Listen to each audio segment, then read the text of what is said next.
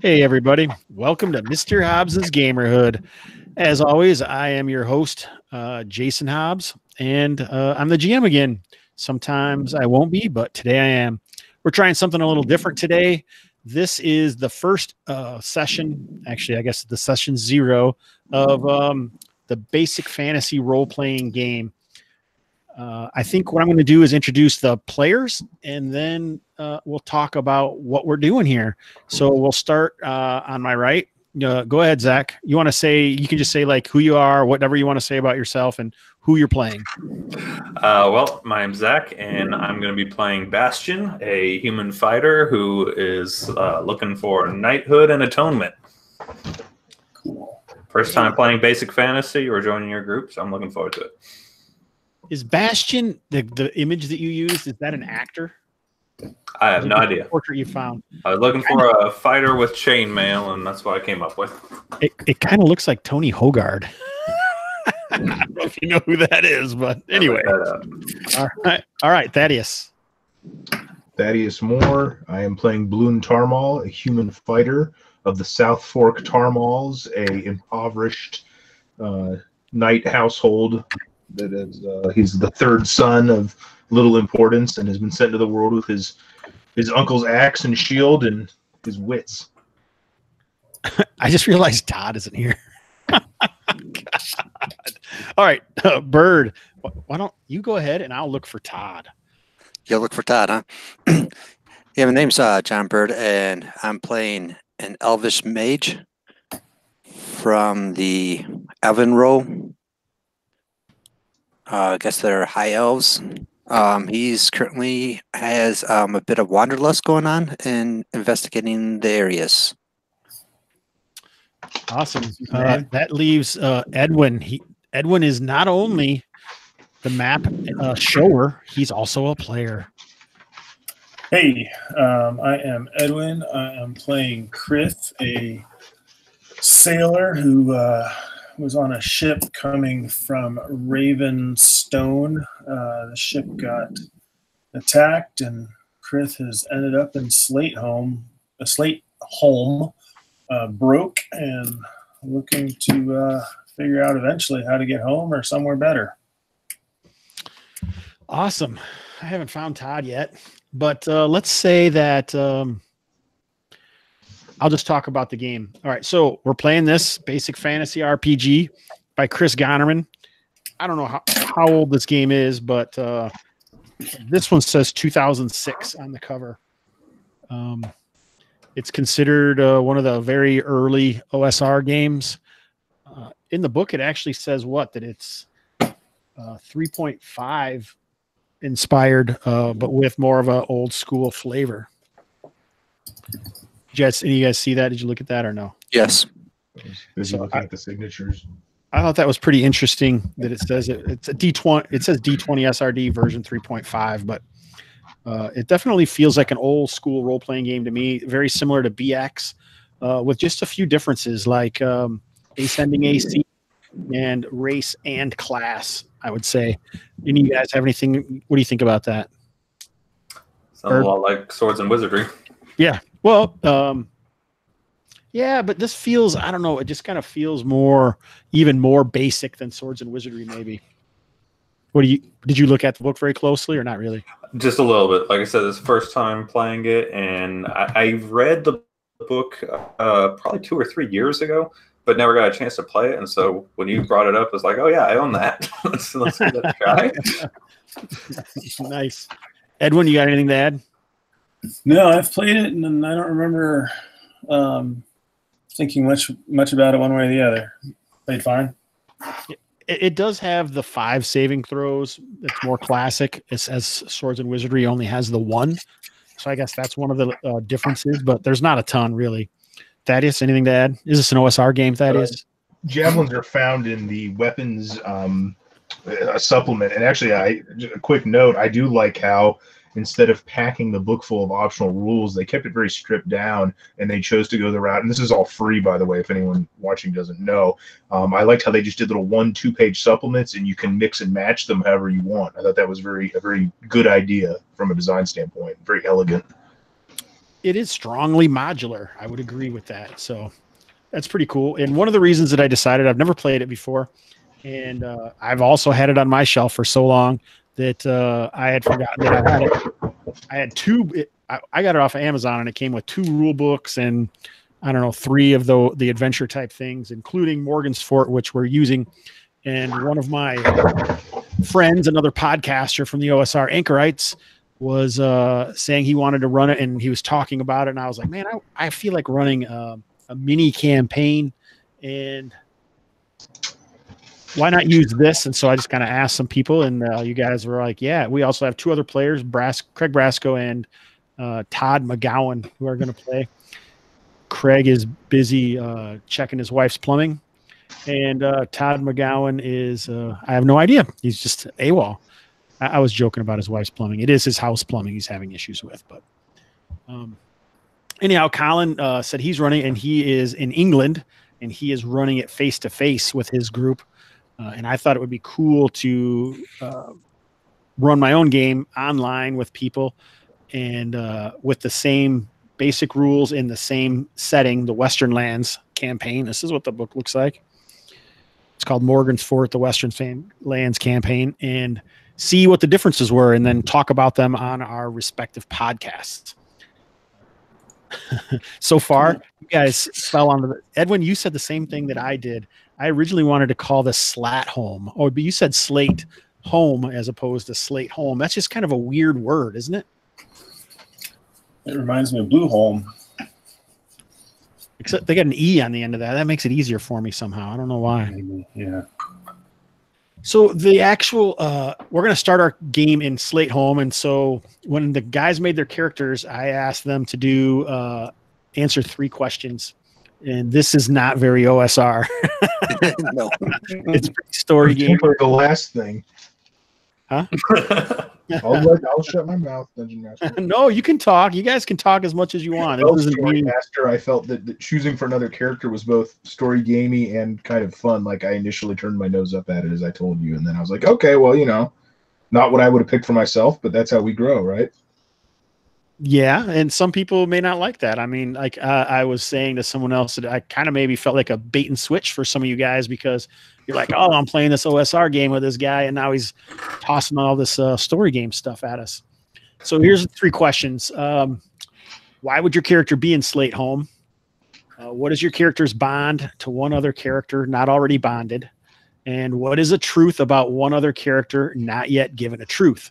So the first question was really me wanting to make you guys have ways to be to know why you were here without me having to decide it. Like, I don't want anyone saying, oh, what's my motivation? I'm actually over here and I would never go there. So if I just say, hey, I want you to be here, and so this is why, you figure out why you're here. I don't think anyone had any problem with that, right? No. All good.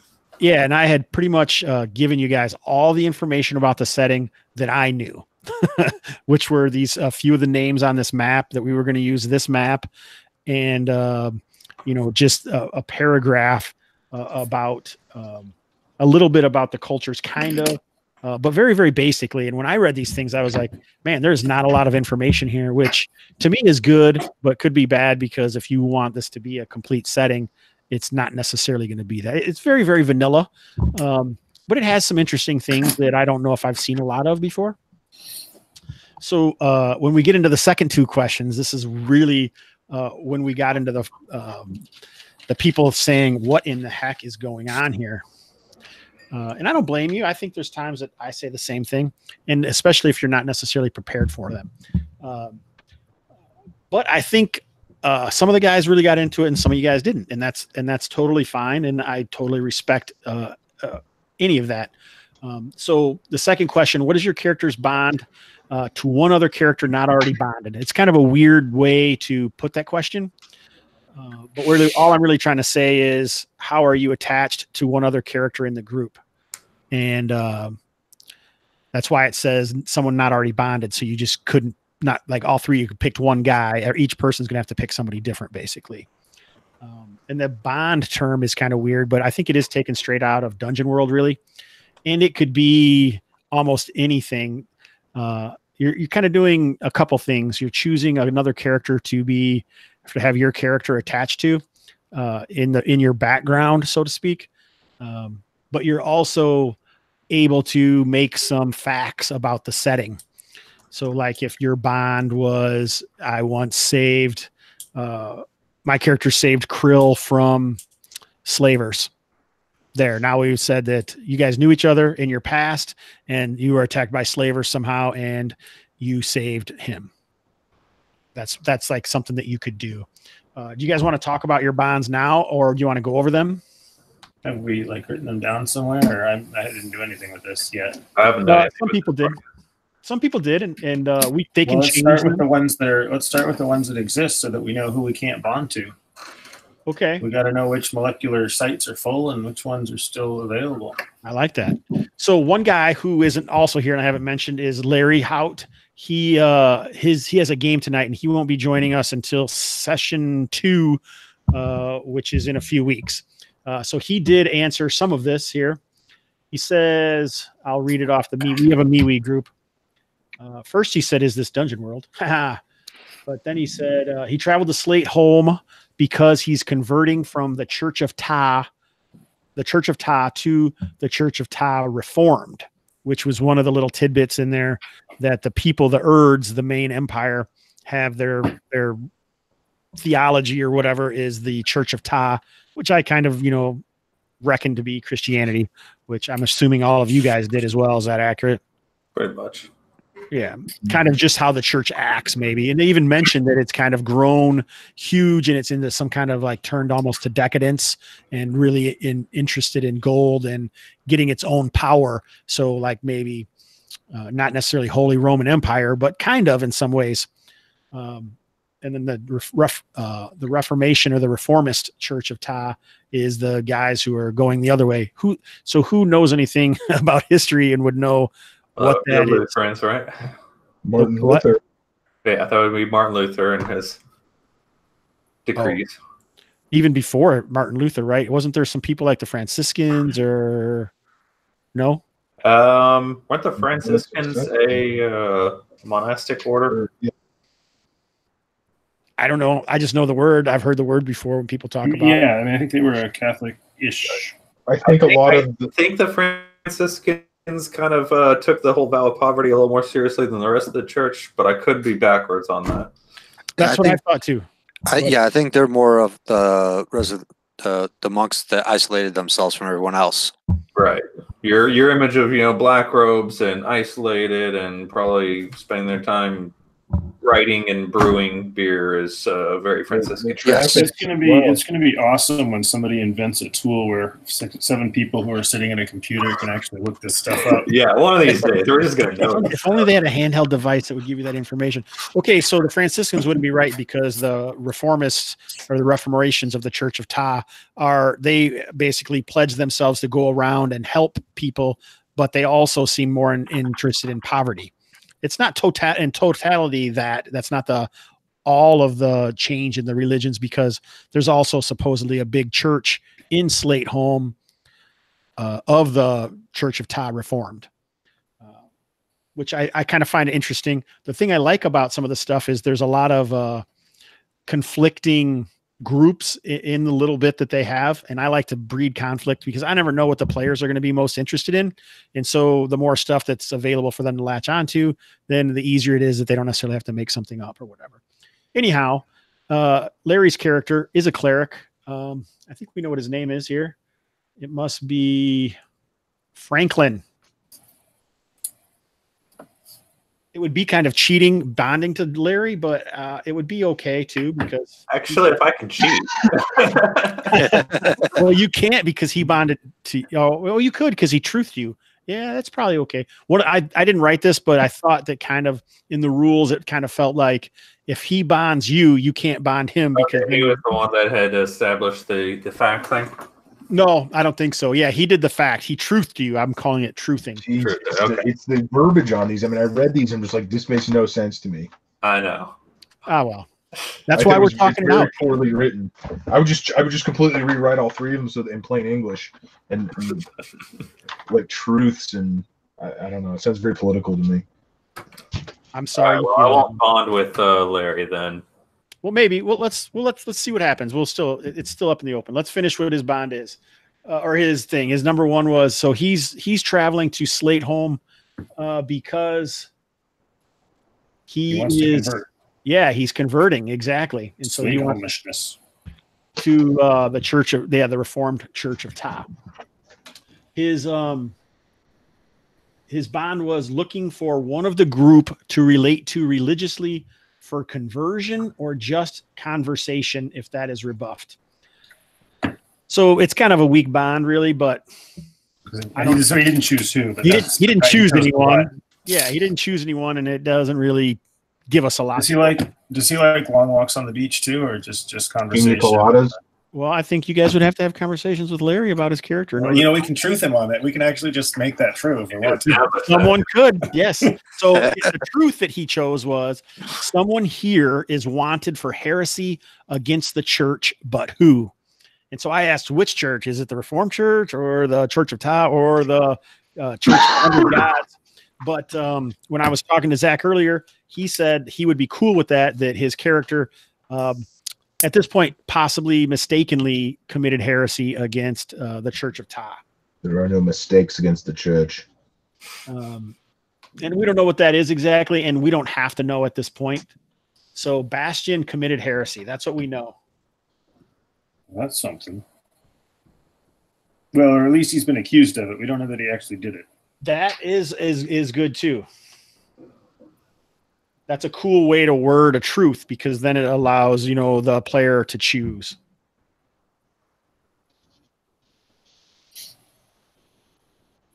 We are nothing. I guess that would be my critique, because there's an element of robbing player agency. There is, and part of the reason that I did that is because hates players. I hate players. No, because I like to see what people come up with, but I feel like it also is kind of, maybe if you're nervous about what someone's going to come up with your character, then maybe you'll be a little more controlled about what you come up with for someone else. So I thought that was a way to make it so it wasn't like, oh, my truth is I'm actually an alien from another planet or something like that, really kind of, that's felt pretty gonzo. But I know Thaddeus is probably writing that down right now. All right, so does someone else want to go now, or do you want me to tell you what else is up here? We should probably show the ones that are already here, because I guess they get first bid somehow. So Larry's not really bonded. His character isn't bonded to anybody. Is there anyone that wants to be who he's looking to talk to about churchy things? Sure, we could say that Larry and I grew up together, and that could be our bond, and then, or am I not allowed to do that? And then he went to the priesthood or something, and I stayed at the family. I'm fine with that. I'm fine with that. So he is looking to. So you're wanting to convert. He's trying to get you to convert to the Reformed Church of Ta. We're not Reformationists. So he went to regular. He kind of went off the reservation, maybe, or he fell in with. But he's trying to get. He's trying to convert you too, then, right? Right. So he's saying, "Remember me, old friend? I went off to the seminary, and I have some exciting news for you about the Reformation, and how we're gonna, bring this back to thought, or whatever his name is, Tao. We're gonna take the focus off the indulgences and the various corrupt practices of the theocrats." Okay, that's cool. All right, so Todd McGowan is playing. Does anyone know who? I think he's playing an Elven fighter magic user.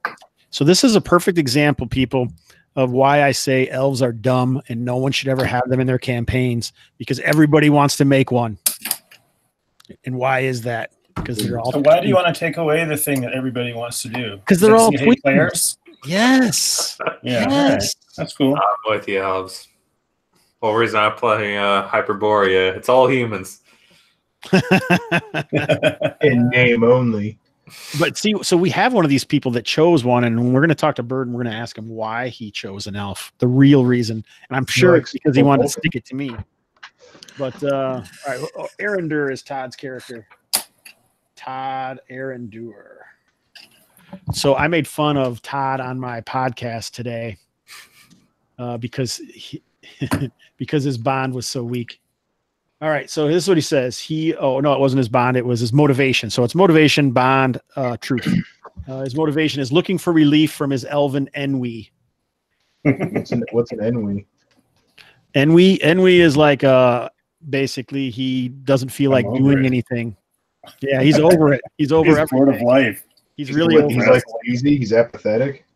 He's depressed. He's bored of life. Yeah, man.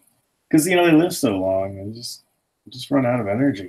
It's very kind of Tolkien-y, but so I'm assuming that he is also a high elf. Well, I didn't really give anyone the option to be the wild elf, so that makes sense. All right, and then Aaron Dewar was childhood friends with Bird's grandmother and watches over the young mage at her behest. Sometimes he, Aaron Dewar, can be a little too protective, though. So he is bonded to Bird's character. And his truth is this. Blun. Is that how you pronounce it? How would you pronounce it, Thaddeus? Bloon. Bloon? Bloon? Am I supposed to? You just say blue or blonde. It doesn't matter. Is indebted to a vampire. He's not a vampire, okay? At least I don't think he is. My character, I mean. Right, which I like because he's like I was gonna say that he was like the family's liege lord, where these poor hedge knight, and he is whoever, he is who we are feudally obligated to. And he's very charming, but he's always having tournaments at night. Very strange fellow. For some reason, he really loves torchlight tournaments. The word was indebted. Indebted. Okay. Yeah.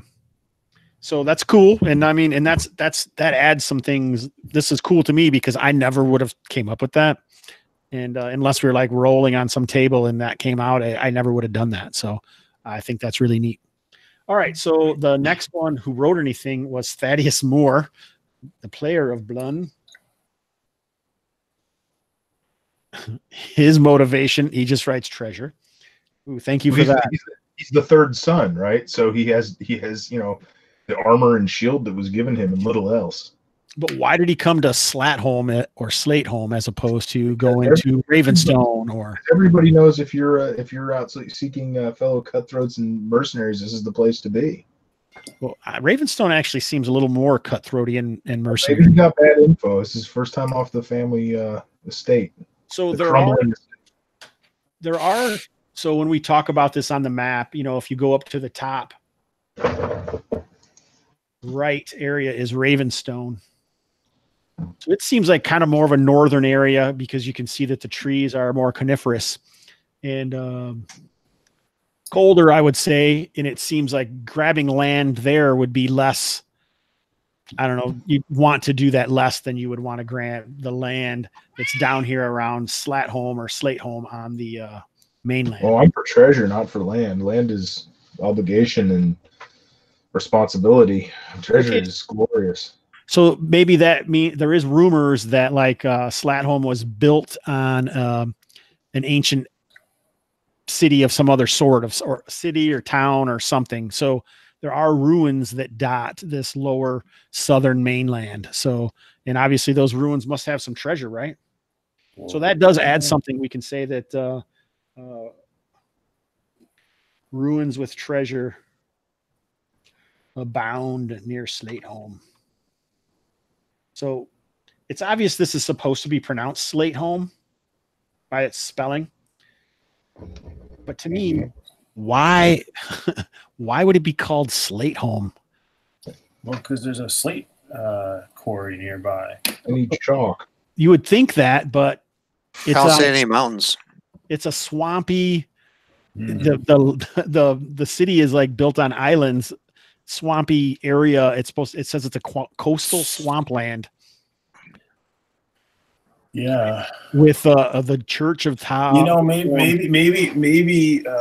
because of the swamplands, the ground, the soil is really, really black because it's really rich in organic matter. It's just named slate because it's so black in the soil. It's not bad. Well, slate was used in the ballast of the ships of the first settlers, and because of the swampy ground, they had to empty the ships of the ballast, of the slate ballast that was being used, and they built the foundation of the city on this slate that was, in the I like that too. Cool. Those are two good opportunities for our thoughts. I like it. We'll have to add those to Random Screed when I do that.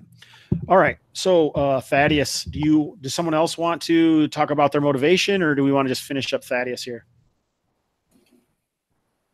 Let's finish up Thaddeus. Okay. You guys want some more time? Is that what you're saying? I like it.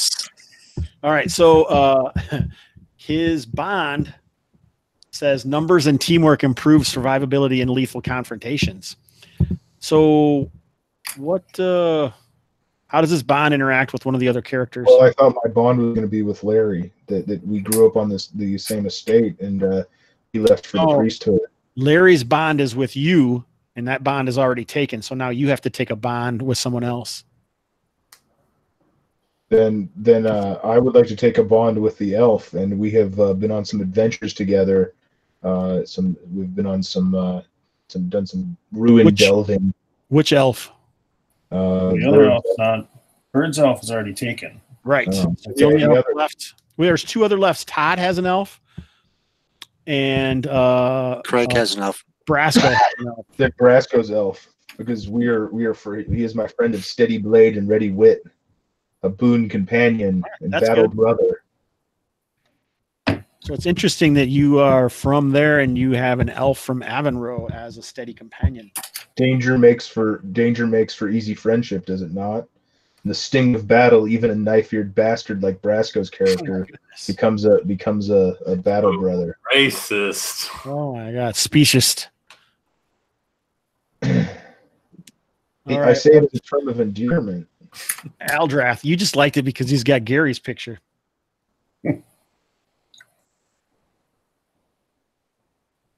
All right. How old are you, Aldrath? You look like an old man. So who are you going to truth then? So this has to be a separate guy? Yeah. You got to truth somebody that hasn't been truthed, and it shouldn't be the same person. Okay, then God, I hate that term. How about, can't we just say, like, give him a disadvantage? I guess everyone wants clever verbiage.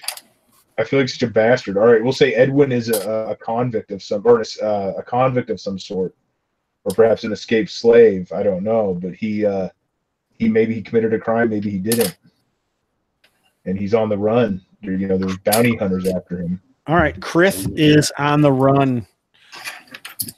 A wanted man.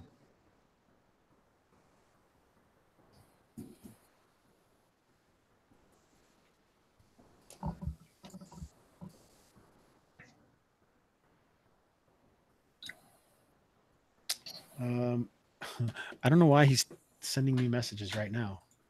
That's weird. Hey, I know you're running this game, but I'm going to send you some stuff. You tell that knife-eater Craig Brasco. That's who is sending me stuff. I know. I'm watching everything. Hey, easy. I'm going to cover up my camera. All right. So, all right. So which one of you guys want to go next? Zach, I think you want to skip that? You don't have to do it because we talked about it. I couldn't remember what you thought about it, or for the bonds, or for which? Yeah. So I know that someone gave you a truth, but you could still give someone else a truth, and you could still, like, whatever your motivation is for your character or whatever, you decide what you want to do. Bird, do you have one? I have not come up with them yet. How about you, Edwin? So what do we have we have just the one cleric is Larry's cleric, or do we have two clerics? One cleric. We have one cleric, three elves, 2 elven magic users, 1 fighter magic user. And nobody has bonded to him yet? No. Because he bonded to Bastion, but no one's bonded to Franklin? Correct. So I think then that Franklin looked after Krith when he came limping into Slate Home, broke off this ship that was attacked and not quite sinking, but it was kind of a disaster. and he'd only gotten on the ship because he's someone up in Ravensloft, whatever it is. Ravenstone had sent word about put a poster up with his name on it. So he basically jumped ship with what he had on him, and then they got messed up by these pirates on the way in. And Larry from the Franklin there looked after him when he came into town. Nice. What was your motivation for? Oh, because you were fleeing. I'm stuck here. So Krith was fleeing. Fleeing Ravenstone and the help wanted posters. He wasn't headed here necessarily, but this is where the ship ended up because this is the closest large port when they got attacked. They might have been headed to Morgan's fort, for all I know.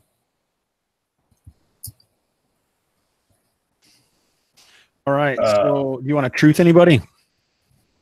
I want to truth everybody. So Bastion, Bloon, and Edwin, your character, are truth. So right, so I can't truth Franklin. yeah, you should. So you have Bird or Brasco left over, right? That's it. Right. Bird or Brasco. So I think that Bird's wanderlust actually stems from what's your character's name? I never caught that first time around. It's on the map here. His character's name is Can't read that. Arundel. Arundel? Yep. But Todd's is Arundel and yours is Arundel? Yes. Great. It's awesome. Okay. So the truth is they're actually the same person. So I think Arundel had a series of visions about some sort of gold radiating, gold haloed creature that gave you great joy, and your wanderlust is a lot of it is about maybe fulfilling that vision, or maybe running away from it. That's up to you, but you had the visions. Nice. See, in some ways, if you go later, other people's truths will give you your motivation. Nice. All right, so so we got Bird and Bastion left over.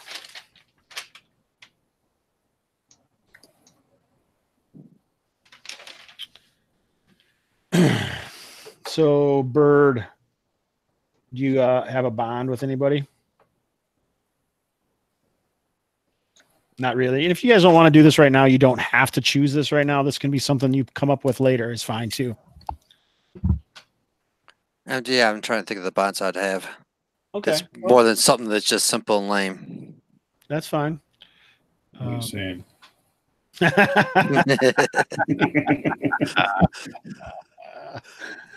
Well, I mean, I did put the post up 2 days ago. I don't know. All right. So, what about these cultures? Did you guys read that latest culture doc? So one of the things I thought was interesting is about the Corvari. They never really hardly say anything about them other than that they worked bronze and they were pretty much easy to take over by this Empire of Erd. And all we really know about the Empire of Erd really from the book Morgan's Fort is that they sent a colony here, and then the colony kind of branched out to Ravenstone and Slateholm eventually, and then the empire fell, and this is what's left. That's pretty much all that I got out of it. And I'm not like a great historian or anything like that. And I would normally immediately think almost of Rome just because, but I didn't want it to be Rome because, I have the need to be creative for creative sake. So I was talking to Thaddeus about it, and I kind of gave him this little bit of culture bit that I don't remember what it says anymore. Does anyone have any thoughts about that, or you think we should change anything, or you have any questions? I mean, you could also kind of look at the Norman invasion and then the French influence and that followed with that. What would you say the Northern invasion? So you would like William the Conqueror, when you had the all the Welsh and Celtic and more primitive cultures of England at the time, and then the Normans, came in, conquered the whole place, united it all, and then all of the nobility were of kind of this French descent, and they all spoke French, and then all the low-life peasants spoke English, and so you had that nice culture clash that went along with that. Yeah, and I think so. I kind of got a little bit of that when reading through it, and that's how I kind of felt about the Colvari. Really, is they were more like the Bretons or the early people in Europe. Is that kind of what you're saying, or am I off? No, yeah, that's. And so I made this. I didn't make it, obviously, but can you guys see that? Yes. Oh yeah. All right, so that's who I pictured as the Colvari. So these images are actually, and so some of this text is shifted around, but it's from Zoth, which is I don't even know who wrote it. It was like a 3.0 or Pathfinder book, and it shows it had quite a few different cultures in it, and it had some pictures of each one, which I thought would be kind of cool. So I kind of just used this. Here's what the original Colvari were, and they would have lived on mostly on this island of Corvus here. But the Corvus was eventually, taken over by the Urds. And so I think, I don't know if so here's the Urds. So I really this picture was also in the Zoth book, but it really reminds me of kind of the Mesopotamian, Sumerian kind of look with the dark hair and hooked noses and that kind of waving long beard. So this is kind of how I was picturing, and obviously kind of maybe a little darker skinned. I kind of really wanted to make a lot of these guys darker skinned, but there's just not a ton of pictures online to use. So we kind of have to do what we have, I guess. So these are the guys that kind of took over, and they would have been the starting culture of the Slate-Home city-state as well as the Ravenstone city-state. Urdish dogs. You're an Urd. Oh, go Urds. Right? No. You're an Urd, right? No. The Urds are like the slaver bad guys. No, the Urds are the culture that started all of the people that are here. So the Urds actually, took over the Colvari, but then they also, even like the Nordic people did when they came to England, then they came to stay. And so they actually mated, and then they basically created families. So there's a lot of cross pollination between the Urds and the Colvari. The Colvari would still be the people who believe in the 100 gods and would be, like you mentioned, really, the Bretons and the Normans, I guess, and all those guys, right? Filthy pagans.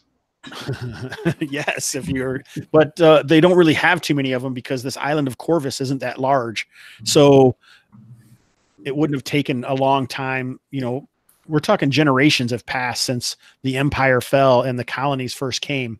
So there may be some Corvus people that do dream of resurrecting the 100 gods and removing Urdish control, but it's really not probably feasible almost, because they're so intertwined now that the idea that there would be pure Colvari would be rare, because I don't really have a ton of the Colvari actually coming to the mainland in this game.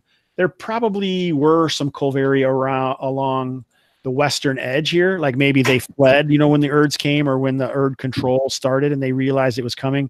They probably moved into these hills, and then they've traveled off farther into the mainland, and they may be on the western coast here. And on this other bit of island in between this channel. I don't know.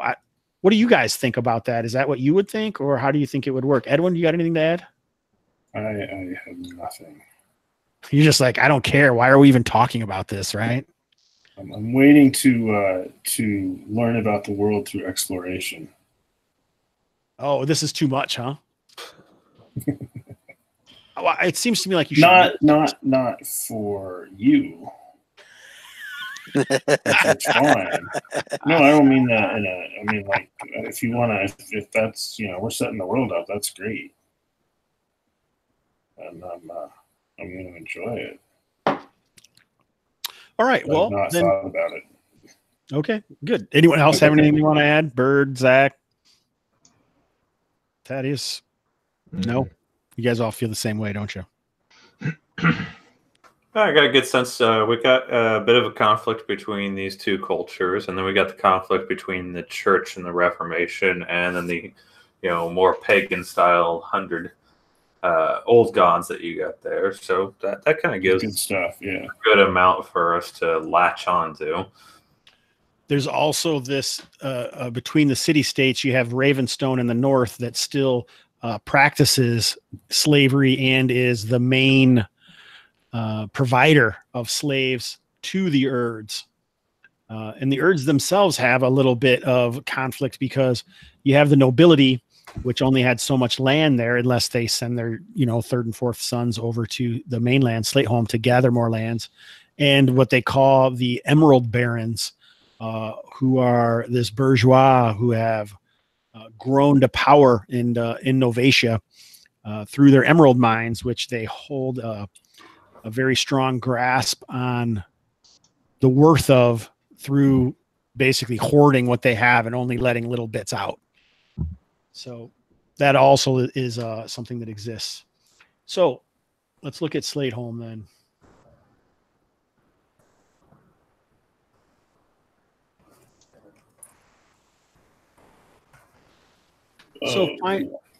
So finding an actual map that if I'm not going to draw it myself, that is built on islands, supposedly in a swamp, is not as easy as you might think. But this is Punjar, the tarnished jewel of Harley Stroh and Goodman Games fan before the DCC was written. So it was my concept that many of you guys would only be recently arriving. But one of the truths that we created is that Bastion was here previously. And that's okay. Since Larry's not here anyway, it's not going to change anything. So some of the changes that would exist here is here where it says Slaver's Hold. This might have been at one point, but since the fall of the Empire, Slateholm has, disregarded or basically banned slavery. So this would be kind of a dead area. Here's the palace of. Now, I thought didn't someone decide that they had something against a family? Who was that? Someone had something basically against the family, which was one of their motivations. Craig, maybe? Was it Craig? Did he write something in there? I didn't see him write anything. I'm just trying to say who's not here that didn't write anything. Did you write that somewhere, Thaddeus? I don't remember. I think I wrote a bunch of ideas in text chat. Okay. Well, because I thought there was someone that had something against the family of. No, I think it was one of the elves. Oh, I know. That was Todd McGowan's motivation. He actually has a problem with the family of. This is the wrong one. Basically, the people who started Slateholm. Yeah. What did he call it? There we go. He had a problem with Saman Valdis. So that's cool. We'll add that too, and Todd can talk about that when he comes. If he ever decides to show up, I don't know. Yeah, he just got home. Said he's getting a coffee and he'll be on. Oh, okay, cool. Maybe in Canada they don't use Hobbs Standard Time. He said he thought it was Central Time. It is. He thought it was 8 Central Time. Oh. It never said that anywhere, did it? No. All right, and so this would be the area in this that normally is a bunch of different temples, but we're going to say this grand church of the Reformed Ta is over here. Someone want to write that in, they can. I'm kind of stalling for him to get here in some ways. So yes, this was a session 0, but I also was trying to think of a way to get this disparate group of people other than what we already have said. This is the token I picked for you. Are you happy with it? Edwin? Oh, yeah. Sorry, I had no idea who you were talking to. I was like, well, you said you wanted an ugly dude, so. Yeah, no, it's fine. This actually says ugly human fighter on the thing. That's perfect. So what is this area to the right? Which one? Are you pointing at something that I'm not seeing? Does it say something on here? This area. That's where the Church of Ta is. This one right here, or the whole thing? It's the whole thing. Okay. I started to like wipe it out and change it. See, like even has its own pier. Oh shit, this cat just clawed the crap out of me. Hey guys. Oh, Hey Todd, the guy who doesn't know how to tell time. What's going on? You always say HST, right? Yeah, I said 7 HST. I thought you said 8 HST. No, because that would be 8.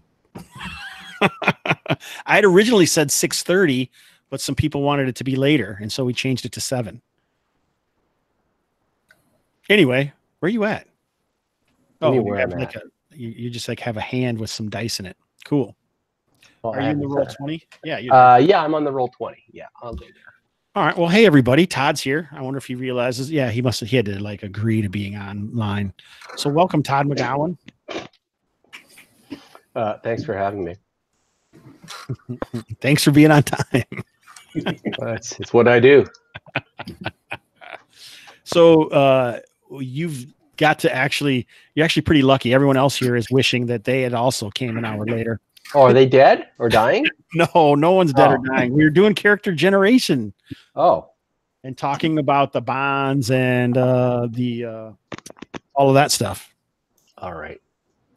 Okay. So you want to tell us what your motivation was since you made it better after I gave you crap on Random Screed? Gave me. What do you mean? What are you alluding to? I'm sorry. Your words are strange. Let's see. What did I say to you? I said, yeah. Oh, I know what I was here for. That's right. Yeah, I'm here to humiliate the house of the family that is running this place. What is it, Valdis? Saman Valdis? Yes. So that's something they did in the past because I'm an elf, so we play the long game, right?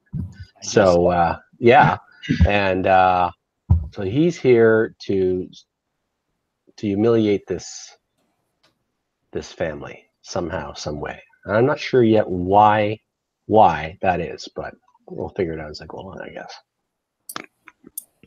That's the Church of Ta Reformed bird. This is the main Reformation.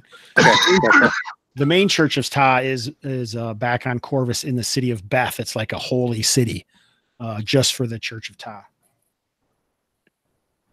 The Church of Ta. The Church of Ta. All right. Yeah, the 3 main religions in the setting is the Church of Ta, which is a pretty strong analog to Christianity, maybe in the Holy Roman Empire, if you were going to call the Urds similar to a Roman Empire, but it's not. We're calling it more like Akkad, and I kind of made a mishmash of the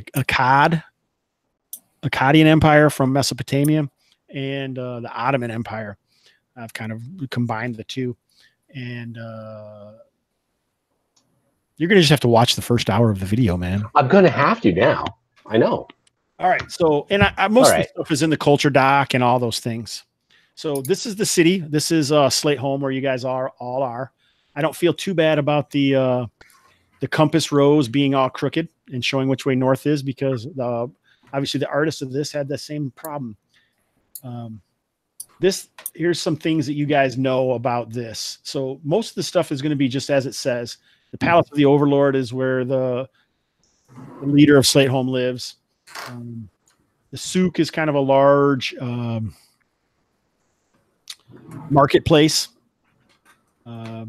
similar to the Bazaar of the Gods, but this bazaar, I think you would see more. There might be the Church of 100 Gods is not proscribed by the Reformed Church, but it is the other church. So you're going to see some of that here. Also, the Urds like to they wear masks, and so maybe this is what we should actually see in play. That's what you want me to do, isn't it, Edwin? All right, so the majority of you guys seem like you obviously all came here on a boat. So does anyone have a bond or a connection to Franklin or Krith? Yeah. Yeah, Franklin's the one who put me up. Yeah. Yeah, other than you. No. Only one person can have a bond to anyone. That was the rules. Right. Yes. Yeah. But that wasn't no one has a bond. You have a bond. Franklin has a bond. Who has a bond to that? Edwin? Who has a bond to Edwin's character, Krith? Right. No one has a bond to Krith, only a truth. All right. So that means either Arundel or Bastion knows Krith somehow. I think Bastion and Krith could be buddies. Remind me a little of Krith's background. Krith. Well, I think Bastion knows Krith because Bastion and Franklin have been hanging together, and Franklin put up Krith when Krith arrived. So maybe Krith did something for Bastion for some reason, or to Bastion, whatever you feel like is appropriate. Oh, it's also right here. Thaddeus' character is also buddies with Brasco no, or Keth. Franklin. There's too many damn elves. Franklin isn't an elf. He's a cleric. Franklin's not an elf. He's a human Erd, just like you. Okay, hold on here. I gotta get this all straight here. I need a program. I need a flow chart, like All right. Someone's homework is to do the flow chart. Okay. we're not a flow chart. We should actually do a. Well, it's pretty easy. All the elves sound like their name starts with an A. Venn diagram is what we need. Okay. Arendur, Aldoth, and Arandur, yes. Arandur. Oh, that's me, right? Right. What's the other one? Eldath? Aldoth is another elf, and so is Arundel. Is there, okay, I'm Arandur. Is there an Right. Arundel? There's an Arundel, yes. Oh, no. And then there's an Aldath. Here, I'll put all the elves. Oh, gosh. Yes. This is Call bad. it 18. Oh, boy. Okay, and then we got Bird. Is that Rath's character? No, Bird is Arundel. I'm Arundel, yes. Oh, gosh. Okay. So is Aldath Brasco's character? Yes. Yes. Brasco is Craig Brasco. Okay. So that's Craig's. Bird is Arundel. Okay. Yes, I everyone. This is what it's really like running a game. It's almost worse online because only one person can talk at once. And Franklin is Larry's character, who is not Larry. here. He's a human. Yeah. Okay. And wait, and then Thaddeus is Blun. Yes. Okay. And he's human. Mhm. Okay. I got the humans on the top row and the elves on the bottom. We have no dwarves and no halflings. Nope. All right. Maybe we could put our character names on the. So I put my character name on the thing on the bottom there. Yeah. Yeah, Edwin as Chris. You could do it like Okay. that. Just put Yeah, I'm gonna do that because it's crazy trying. Yeah, because those tokens are too small to easily read. You have to zoom in. Yeah. Okay. I'll do that. I know. I'm thinking about making them smaller. The Well, you tokens. just got, Yeah, so we could actually do something on the sheet on the map here. well, just Well, down if the tokens the were bottom, smaller, the names would be bigger relative to the tokens. So Yeah. Would they? Yeah. All right. There's Erendor. Okay. Well, that kind of messes up my idea that I had for my bond with your character then. Hmm. Because he's an elf. Yeah, because he's an elf. Yeah. Maybe he's a young elf. I am a young elf. Oh, well, there you go. You're a young elf. like 100. Oh, okay. All right. Yeah, I don't. I mean, I guess I didn't read the elves too close, but it seemed pretty vanilla. So I know. Yeah, they are. But okay. Well, yeah. So did we? I'm sorry, I missed the first part there. But so the bonds. Have we figured that one out yet? yes, most of them, not all of them. Okay. Good. All right. We have 4 characters that have bonds and truths. Okay. So and yeah, when I made that truth up for Thaddeus's character, that wasn't to be a dick move. That was just I see that as I think it's an interesting idea there that you can play with, right? Why don't you talk about that, Thaddeus? What'd you think about it? I mean, I think that Lord Bloodsucker von Drac, the Nightbane, is a well-known non-vampire. And these accusations of vampirism are merely a tactic by his political enemies to besmirch the von Drac Bloodsucker family name.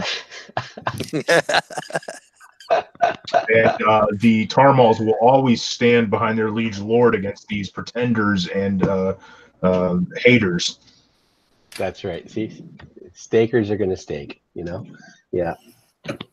All right. Now, on to the next Torchlight tournament that his lordship has deemed. Always at night. Very hard to see out of the... Why is that? I'm not sure. He says his lordship says it's more challenging. Well, He wants us to be the best fighting men if any crusaders try to burn him out of his castle. He's always very concerned about that. Stakes and holy water, and all the priests have been sent to another village. All right. Well, you got a good thing going there with that. Yeah. I think it worked fine. Yes. All right. So what else have we got for bonds or truths? So Brasco's character, Aldath, is a steady companion to Blun. Okay. So that's his bond? Mm-hmm. Okay. All right. Krith is a wanted man of Ravenstone. Krith. Which one? That's my Edwin's character. Edwin's character? Okay, Edwin. Yep. Oh, okay. You've been quiet. Okay. Krith. Right. Okay. Wanted man. Got it. Arendil, Bird's character, Bird's elf, has visions of a golden Hayland creature, which gave him great joy or great emotion of some sort.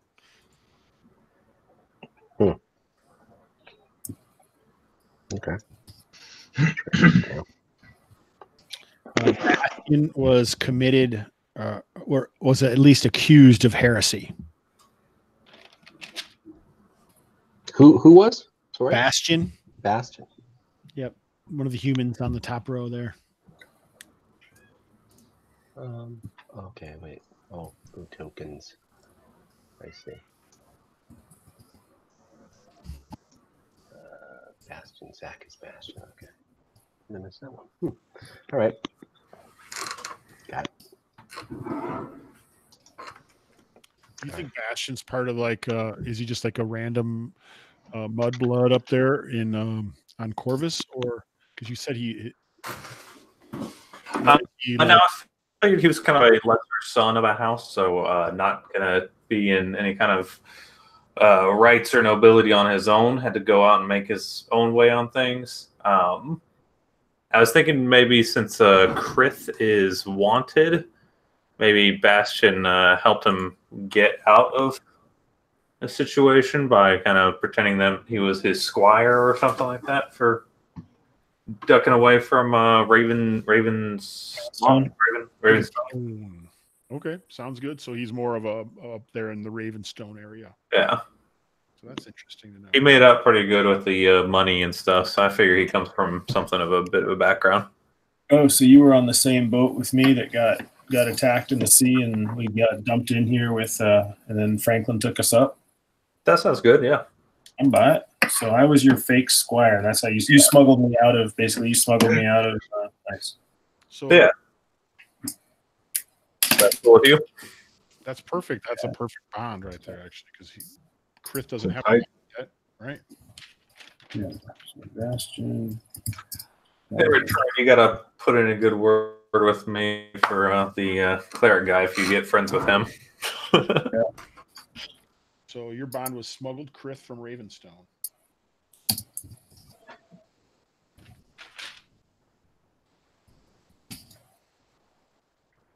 It was a little awkward me pretending to try to figure out your armor because I've never buckled that stuff up. I don't know what's going on. Nice. All right, so it looks like I'm gonna have to make my own thing here. Bond. And I am just dumb. I don't think I did it. I think I'm just so dumb that somehow I got talked into saying or doing something that made me a wanted man. I was framed. I still don't know what happened. Maybe someone was like your mice and men guy, and instead of being kind and helping you out, he actually used you. That's possible. It's probably Bastion.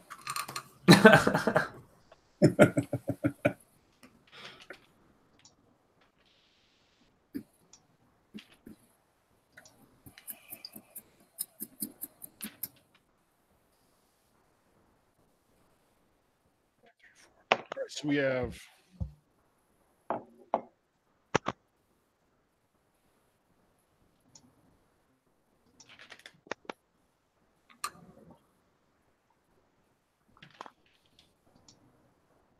so it looks like the people who don't have bonds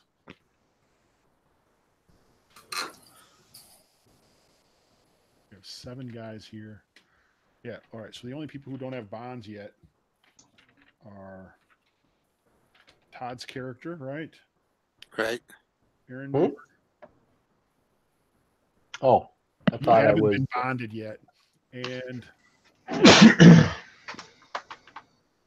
Bastion, right? I just got bounded to Krith. Well, but you, right? No one has, right? And Franklin put a bond to Bastion. Yeah, yeah. So that's 2 bonds. Yeah, you bonded to Krith, but no one is bonded to Bastion, right? No, Franklin bonded to Bastion. I thought I was bonded to Arendelle. No, Franklin bonded to Thaddeus because he's trying to convert him to reform. Oh, I thought he bonded to Bastion because Bastion was okay. So Franklin bonded to Bastion. Okay. Good enough. Been truthed. Bloom's been Fix my eyes. Arendelle has been. Did you turn down your mic or something? Or are you? No, I'm just talking away from. He's away from Mike. I know you're away from it. It seemed like it was so quiet. Right. Yeah, just because it's focused straight at me here. Yeah. That's how we know you're a professional. Chris has been truthed.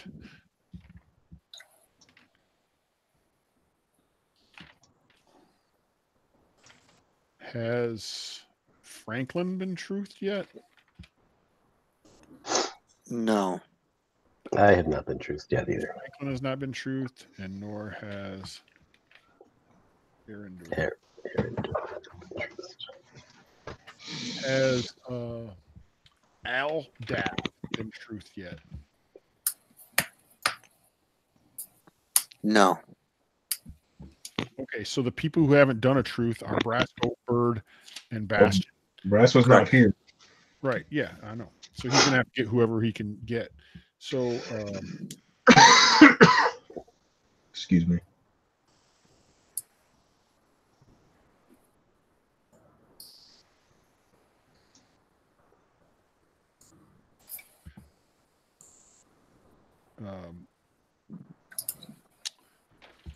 so Bird, do you want a bond to Arendur or Bastion? Arendur bonded with me, so I can't bond with him, so I have to bond with Bastion. Mhm. Nice. And I was thinking of putting a truth on Eldeth. I'm just trying to come up with it.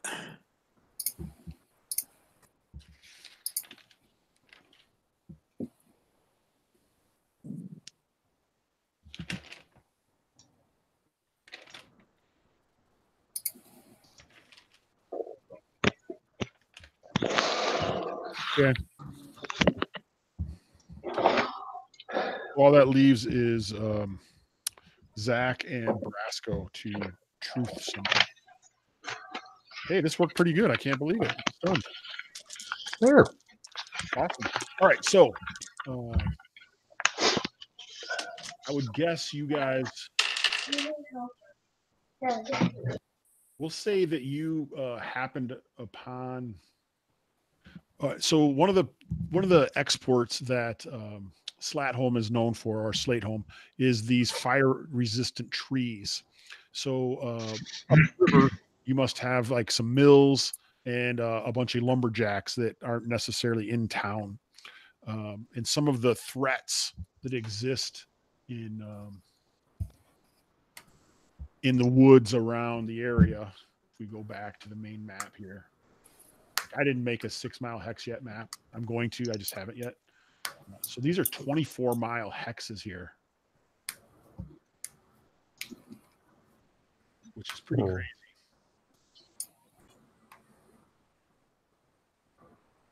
So you have a lot of these woods right here that I'm assuming people are, the lumberjacks are taking care of and doing stuff. And the idea of the boat, maybe the boat may not have crashed and you ended up here, maybe some fishermen or something like that picked up our two errants here of Bastion and Krith, Bastion and Krith, and have brought you there. And basically, I'm assuming you didn't have any money to give them or whatever, and you are taken to probably into Wharf Town, which is near this marketplace on the west side of the river. I guess I should go over when I'm talking about the town, shouldn't I? You're like, man, I got to keep moving things around. So this is the opposite side, away from the churchy part of town, which doesn't really surprise me as far as Franklin goes, because he's obviously a reformist, or he's becoming one. And also there would be Thaddeus's character, whatever his name is, Blun. I should write this down here. yeah.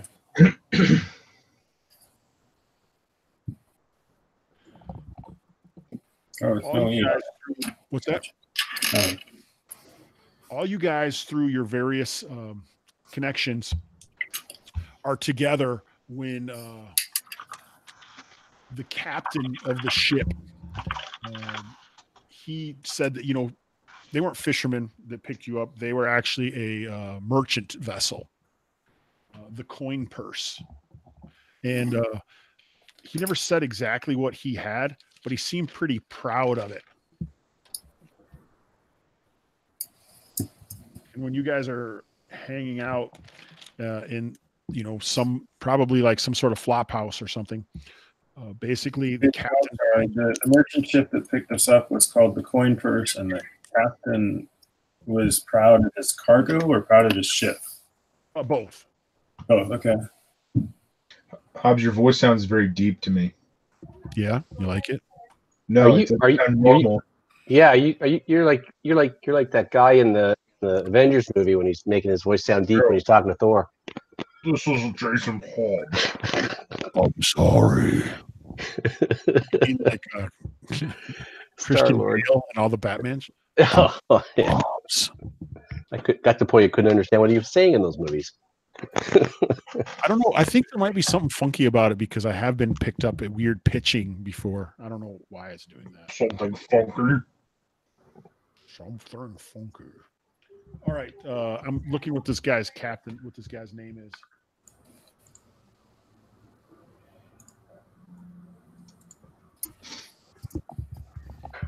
So I got to find one of my name generators. I always used to use Everfull Book of Names, but I It kind of was got away from it. What? It was Captain Jenston. You gonna write that in somewhere? Sure. Yeah. Jenston.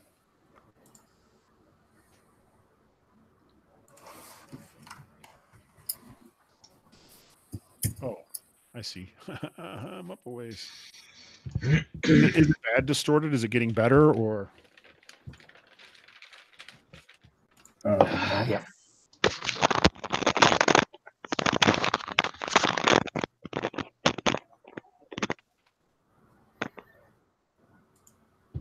All right. So Jenston is.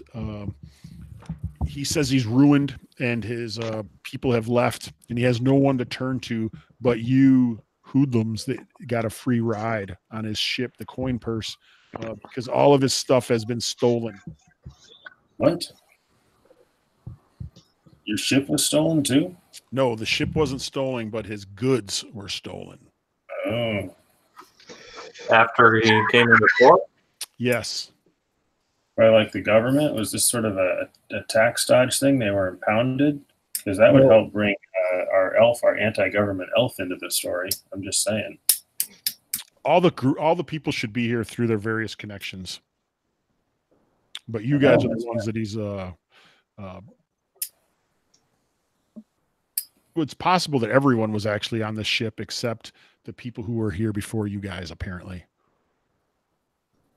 Because they could have helped you on the ship while you were hurt, right? When the ship picked you up. And then you guys found your way here. And the people who... You just want to change all the bonds and stuff that we just worked on so hard. That's fine. I don't mind. It's not changing it. He just helped you on the ship. Damn it, I just got the diagram all figured out too. Shit. I want to see a picture of it.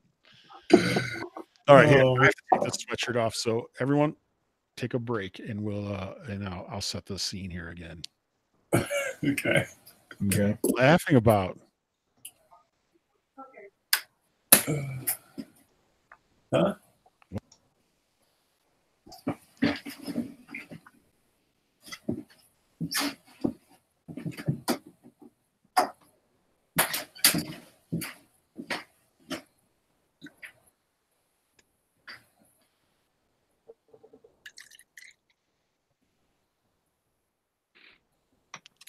Awesome class.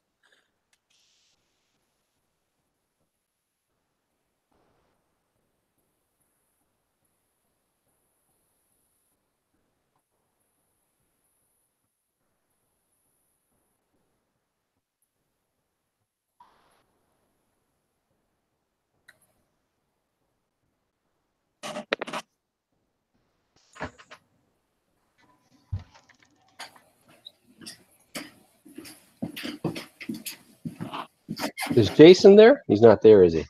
Oh, shit. Okay.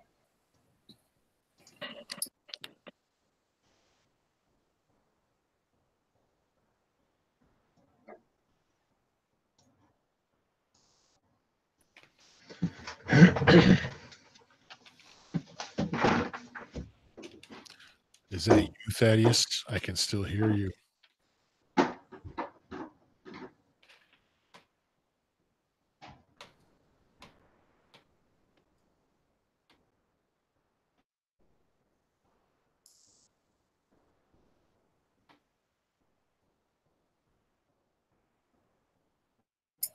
All right. Did we go over there?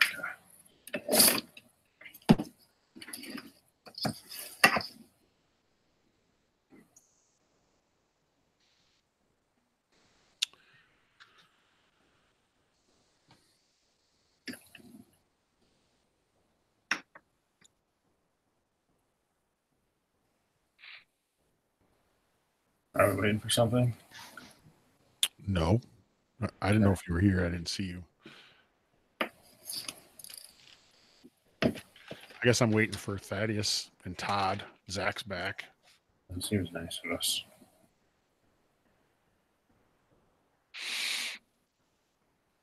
So what's your most important thing, or what's your most what are you working on right now, Edwin? I am being recorded, so I am working on the so I'm project managing for the Alex Kammer is writing an adventure for Frog God, and there'll be an accompanying setting guide for a region, and so I'm running that eventually. That one's pretty slow burn for me right now. We have hopefully going to finish getting the City of Brass out shortly. I am working a little bit on the Westernlands Kickstarter editing for the Westernlands setting book, which is just currently kickstarting. And we just started talking about maybe taking our monsters online, some kind of a database project. Hey, Jason. Yes. So you guys are going to be starting at 7 Eastern or 6:30. Is that your standard time? 7 Central. 7 Central, which is 8 Eastern. 8 Eastern. Okay. Because Thursday nights, I'm not even getting home till after 8. 8 Eastern? 8 Eastern. Which is I thought you guys weren't starting till like 9 Eastern.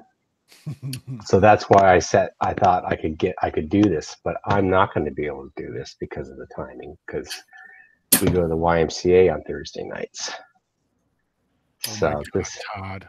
I am so sorry. But I'm sorry, guys, but yeah, I am not going to be able to play in this one. This is so real. I know, because I wanted to do basic fantasy. So, I'm sorry, guys. Yeah, all right. Sorry about that, but and we have a little guy with us till almost 9 o'clock on some nights. We're just lucky tonight that he wasn't with us, but 9 Eastern. I can tell you were talking to your wife during this break, and she's like, "What are you doing? What's going on?" Yeah, what are you doing? can't Don't you say realize that, you can't do that? Yeah, I didn't say she said that. yeah, well, no. All right. Well, I'm gonna have to catch you guys on another night then at some time. I'm really sorry, but better luck next time. All right. All right, buddy. Okay. Have a good time at Gen Con. And I'll be talking. Yeah. And Gary Con. I'm sorry, that's what I meant. Gary Con, of course. I know. All right, dudes. I'll watch this afterwards, okay? Thanks, buddy. Okay. Bye-bye, guys. Bye. Later. Take care. Bye. All right, so what do we got? We have 4 people left. Brasco would make 5. When Larry starts playing, that's 6. I mean, that's enough people, but we can also get another guy if we want to. I think it's, I guess it depends how many people show up. What were you going to mean? Well, I find that an online game with like 6 or 8 people tends to really Too drag. much. I don't want more than 6 at a time. No. So then, and a lot of times I figure not everyone's going to show up. Is Thaddeus not back yet? He's probably pulling a Hobbs. He's like, "Oh man, this is so bad. I don't want to go back. I'm about ready to text and say the internet went out." I'm texting to Eric right now. This is such a story game.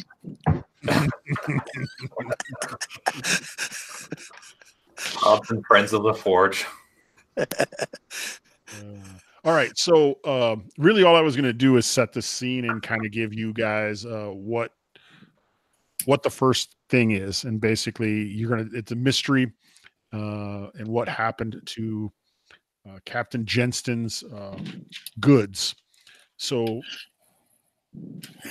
what do you guys want to do? Are you down with trying to help him out for his aid to you, or not, or what do you think? And you can do whatever you want. Don't feel like you have to do something specific because it doesn't matter. Well, I think we should get a little more information. Right. We Like should what? play the scene out, man. Okay. All right. So this guy, he's dressed in fairly nice clothes, but it looks rather disheveled. He has the stink of the sea on him. He's actually wearing a mask that looks like it kind of folds back, and it almost looks like it has scales along the edges of it. And on the front of it, it kind of comes forward, and it has like fish lips with just wide eyes. And you can see his eyes beneath them. But when he gets shown to your room, he just kind of pulls it off quickly, and he's like, "It's gone. I'm ruined. Everything. I need your aid. You're all I have left. What's gone? All of my goods." What'd you have? What were you carrying? Good question. I don't know. Salt. Salt, huh? They stole your salt. Taking coals to Newcastle. What'd you say? Thaddeus? You're taking salt to a seaborne community. I said that's like taking coals to Newcastle. Is it? Isn't this on the special salt? Maybe it was essential salts. Isn't this an oceanfront community with a saltwater port? Yeah, it is. But he still needs his cargo, so we'll help him. So, I'm sorry. People just showed up at your boat and took, was it in a warehouse? Was it still in your boat? No, it was still on the boat, and I even had men guarding the wharf. Well, how are they doing? Were they all killed, or? They saw nothing. And these are trusted men. I'm quite certain that they haven't been, that they're not lying. How much is there like a hole in your boat? There is no hole. You can come and look if you wish. Well, I assume you've inspected it. So you're saying people put your men to sleep or somehow snuck onto your boat, took tons of cargo away in the middle of the night, in the middle of the day? In the middle of the night. My men swear that they never slept a wink. Sure. I'd swear that too. If I was on watch when something was stolen. And then, who was going to buy your salt? All right, I got to change it because you guys are saying I couldn't have salt.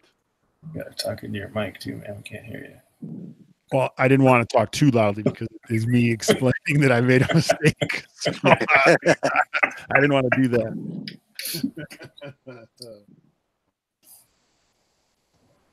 It's dyes and pigments. Oh, that's cool. I like that. Yeah. So, which color dyes? Many oil colors. So we want to look around for colors wearing rainbow-colored clothing. It could be. I mean, they could have. I'm not sure what they would use it for, but it was of the finest quality. I mean, I could imagine that perhaps the person to whom you were going to sell the dyes would have arranged to get it stolen, but there may be a third party involved. There could be many things, but your group seemed well-traveled with many various abilities. Surely you'll help me. Well, I do kind of owe you one.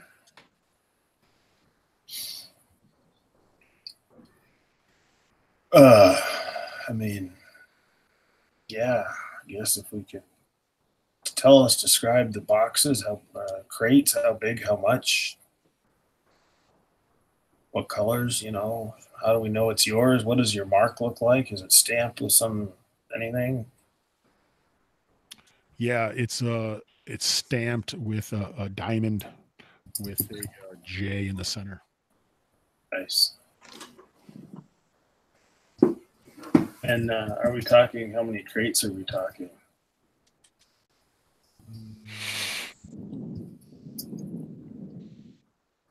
Yeah, probably 30. Oh. We'll start with the warehouses, I guess. I mean, that much. It would stuff. take a lot of Wow. men to move. Yeah, somebody would have seen that happening. Or Unless it was vacuum. ghosts. Or a wizard. A great wizard could do that in a out of an eyelash. I hear tell.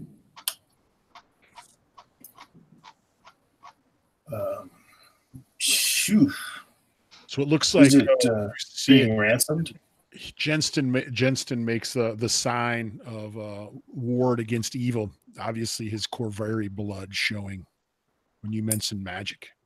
Thieves and traitors, the lot of them. I mean, I'm sure we can. Users amongst our group, do we? I didn't understand what you said. So we don't have any wizards amongst our group, do we? We do. We have a fighter Yes. magic user. And a magic user. Yeah. And a magic user. Oh yeah, right.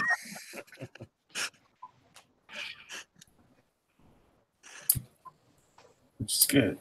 Yeah. So I think we can certainly start talking to the local wharf rats and see what they saw. I'm sure the little urchins would have seen 30 crates being unloaded in the middle of the night, and for a few coppers would be likely to say something. Yes. Hopefully you can take care of it, and I will attempt to wine and dine my buyer and gain some time.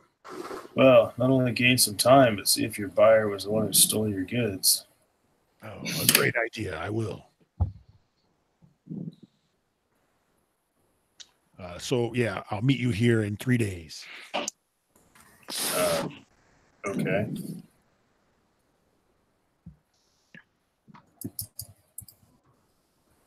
Want to give us a note so we can go visit the ship and search it? Or tell your men that we'll be coming? Yeah, that's what he does. He says he'll tell his men. Okay. I can't read anything.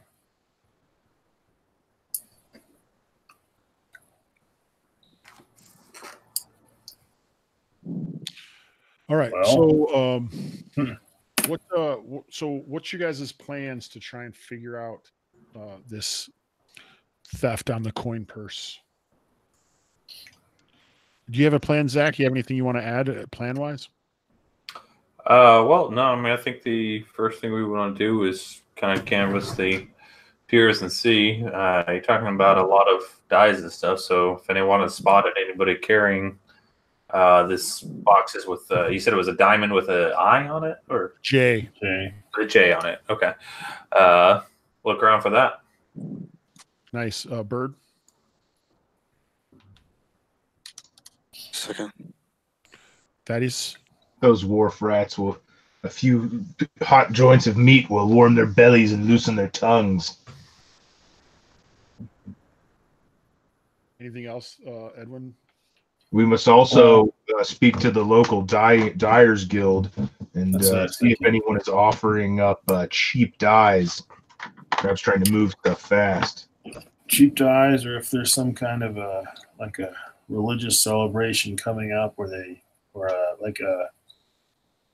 putting someone on a throne or something that needs a lot of clothing dyed. Maybe there's a ball coming up, a dress ball or something. I don't know. We can talk to the tailors though, see if they're getting new cloth coming to them that's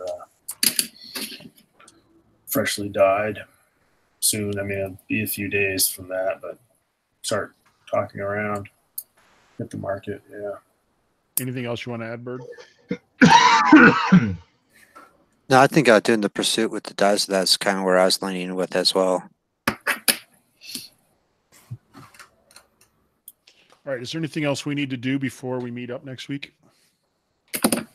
Well, going to be in GaryCon next week. Oh, so. yeah, 2 weeks. Yep. Sorry. I'll be at GaryCon as well. So will I. And so will Bird. There's been a lot of confusion about this. So I do have I'm going to use the MeWe calendar as much as we can and the MeWe. So pay attention to the MeWe as much as you can. But the 14th at 8 o'clock Eastern. Yes.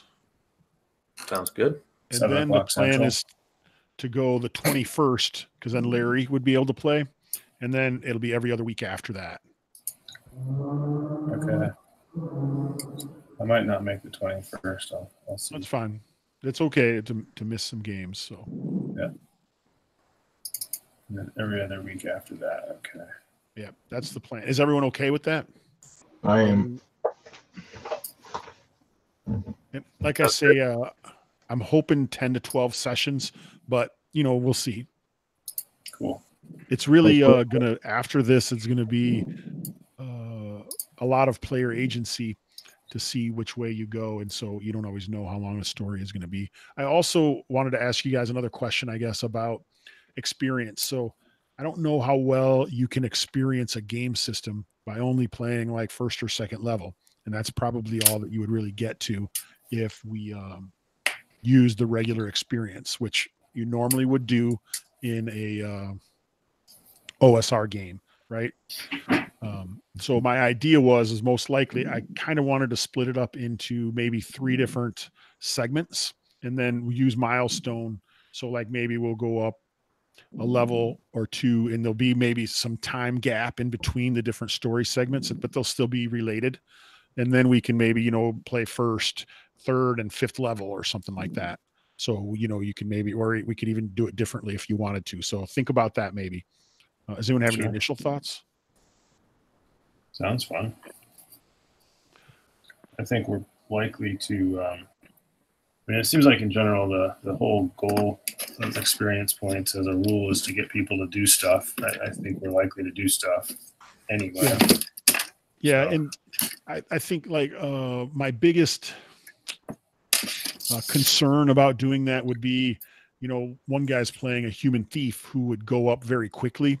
And someone else is playing an elvish fighter magic user who would go up very slowly. That balance is eradicated when you're using milestone XP. Well, it depends how you do it, though, because you could do, like when I make... flat XP, right? Well, when I make old school characters for a con game, I normally say all characters have 80,000 XP, and then whatever level you are, that's what level you end up as. That's probably what I will do. That makes sense to me. Zach, you have any thoughts about that, or? No, I'm good with that. I think it also goes good too, this because the humans get like a 10% bonus, so that's kind of their racial advantage. So you're taken away if you just give levels. Yeah. Okay. Yeah, that's a good idea. I'm glad that I asked. Thaddeus, anything to add? No. Go ahead and look maybe at your characters and see if there's particular levels that you want to get to or anything like that. Do they actually have things that happen at different levels for characters? I guess for some characters. Yeah, for the fighters, are you like doing the rank things for them to give them something, or are you not including that ultimate rule? I didn't look at it. Basically, what I was really allowing is if I put the files up there so everyone could look at them, and if you didn't and didn't ask, then I wasn't going to worry about it. But if you did ask, I mean, it doesn't apply to me. I just curious for them. Hey, I'm fine with it if that's what you want to do. We can look at it. It looks like for the thief, it looks like everything just kind of goes up level by level. There's no levels any different from any other level. Yeah, just your abilities, right?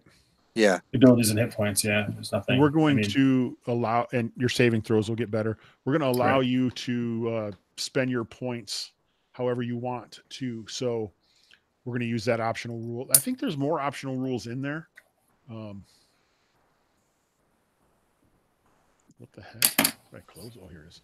All right, so let's look at this combat option supplement because we have 2 fighters. So it has weapon specialization. Weapon specialization, armor specialization, shield specialization. Basically, you put a rank in one thing, and that's what you get. So every level, you gain a rank. Is what the proposition is. So that way, fighters get something as they go up besides just hit points. That seems kind of neat. It also has criticals and fumbles are introduced. So the critical is if you roll a 20, then you have a threat, and if you hit on the second D20, then a double damage is scored. So it isn't automatically double damage on a 20, but we could make it that if you want. What do you guys think? For fighters only. Is what you're saying? No, that's for everybody. For everybody. Yeah. That means that we'll get killed. Your monsters are going to roll 20s too. Yes, it's 2 ways. Yeah. So do you like the threat range or just don't use it at all? Edwin? I didn't understand the threat range. Okay, so the way that this rule reads in here is if you roll a natural 20, now that means you've come into the threat range. So now you roll another 20, and if you hit, then it's double damage. And if you miss, then it's just a single hit. Normal damage. Yep, normal damage. But this goes both ways for monsters as well, right? Yes, yeah, both ways. I'm okay with that, but we need a consensus. It almost seems like you're actually probably going to get hit worse because you're going to have more monsters that are going to roll 20s, and most likely their hit bonus is going to be higher than yours depending on their hit dice. So when you get higher level, the monsters that's a natural 20. It's a natural 20. The first natural 20. Yeah. Yeah. I mean, I guess it's a question of if we just want a more swingy combat game or not. And that's really what we do on both sides. Yeah. I don't have a strong preference, I guess. Zach, do you have any thoughts? With the more basic derived games like this, I usually prefer not to have big criticals and fumbles all over the place. Would be my preference to keep it very simple. I was going to say that the 220 thing seems too clumsy. Yeah, extra rolls I'm usually not a fan of. Yeah, I'm fine with it. Like I say, I think I played a game. I don't remember if it was like a Swords and Wizardry or Basic Fantasy or something. We just did like a +1 damage on a nat 20, which was harsh, but not like it wasn't horrible. If you want to have something, but yeah, I don't care. I do not care, especially if we add this other stuff for fighters already. It kind of maybe just makes you more skilled. Yep. So there's a 2-weapon combat rule in here. I prefer not to use it. I like it when you use 2 weapons, you just get a +1. I'm good fine with that. That's usually what I like. Keep it simple, clean. It's a historical bullshit D&D style, so like dual wielding is incredibly rare because you die when you get stabbed. Right. Okay. People use shields. Yeah. Or two-handed weapons. Which is nice to have a shield anyway, because I usually also do shield shall be sundered if you want to do that. Oh yeah, I do like that. And I was going to say you can make that as one of like the shield options that they can take as one of their ranks as a fighter. Oh, you're only going to let fighters do it? That's fine with me. Yeah, because, I mean, give them the advantages because they really don't have much of anything. Every other class gets something where they go up in. Okay. Yeah, so you guys can choose what your ranks are. So take a look at these, basically these combat options. And, yeah, and then we'll talk about them. Like, I don't really like the 2-weapon combat one because it's like the AD&D one where, you get a -2 on your main hand and a -4 on your offhand, offset by dex bonus. I'm not a big fan of that one. So how do hirelings factor in? I mean, are we going to have them, or is this going to be more of like a heroic fantasy with no hirelings? Probably more of a heroic fantasy. If we get into that, I haven't even read the rule, to be honest. So that'll be my homework. I'll read these the hireling rules, and we'll talk about this at GaryCon some too, if we want to get together, have breakfast or talk about it or something. Well, that's just crucial for party composition and, how you're going to build your character, especially fighters. If you have a bunch of guys with spears and you're going to be the meat shield or something else. Okay. So, yeah. So let's talk about that. Is there anything else on here we want to look at? Oh, yeah, we did say change. Javelins are +1 to damage. I like the thing with that whole argument of like, oh, it's a 1d6 and it's 1d4 +1. Because that's the same. This is an old argument with Thaddeus. Oh yeah. He constantly complains about javelins because not until Beckme did it change to D6 for javelins. And so I think constantly complaining might be a bit of a stretch. It's more of an observation.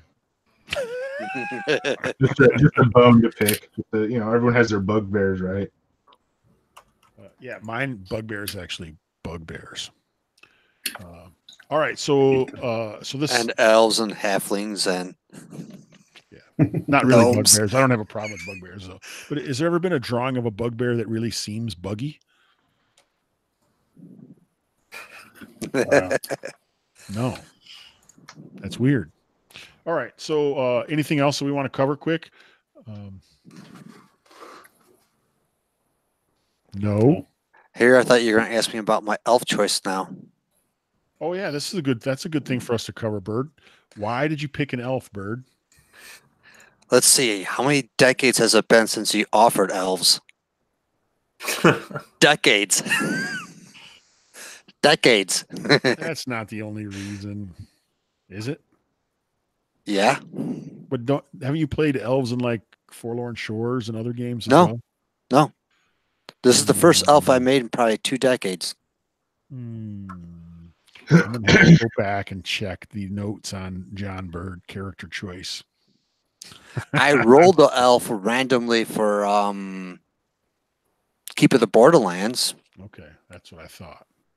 But that was a roll. I also rolled a thief, a fighter, a fighter. So there is a random character generator for Basic Fantasy on the Basic Fantasy website as well. Gotcha. So if anyone dies, then we can use that. And we could change the character generation if we choose to, but obviously there's no need to now. And I think most people didn't seem too worried about it. So anything else you wanted to add, Zach, before we take off? No, I think I'm good with that. Awesome. Thaddeus? No, I'm good. Bird? I'm good. Thanks. All right. Edwin? Rock and roll. It's going to be fun. I think this was weird. I don't know if I've ever done a session 0 before. So this was a new for me, and I found it pretty interesting how it worked out when I kind of asked those weird story game questions. And I don't know, it was fun for me to talk about it with you guys. So I really enjoyed that, and I'm really happy you guys are playing. And it'll be cool to get Larry and Brasco in here. We won't get to meet Larry until whatever it is, the 21st or something like that, and Edwin won't even be here. But I feel like I've been doing those story questions since I was a little kid somehow. Like that seems so normal to me to ask, like, how do you know each other and what are you doing here? And it is. It's just it's not codified like it is. Like that was kind of the Dungeon World or the Apocalypse World way, powered by the Apocalypse method. And usually you don't do it for other people's characters, right? That was really probably well, we always did it as sort of a consensus thing, like there was, you didn't like shove something on somebody, but you would talk about it and make it true, and that was always pretty fun. Yeah, I like it. This will be fun. I actually have a ton of stuff set up, but I wasn't quite sure how to start it, especially when we were missing some people, when Todd leaving, and it was just kind of a weird night. But a very good example of what it's like running a game online or at home, honestly. Online. Huh? Yeah, not when you're not. Yeah, exactly. Yeah, exactly. So, thanks everyone who takes the time to watch this. More than a minute.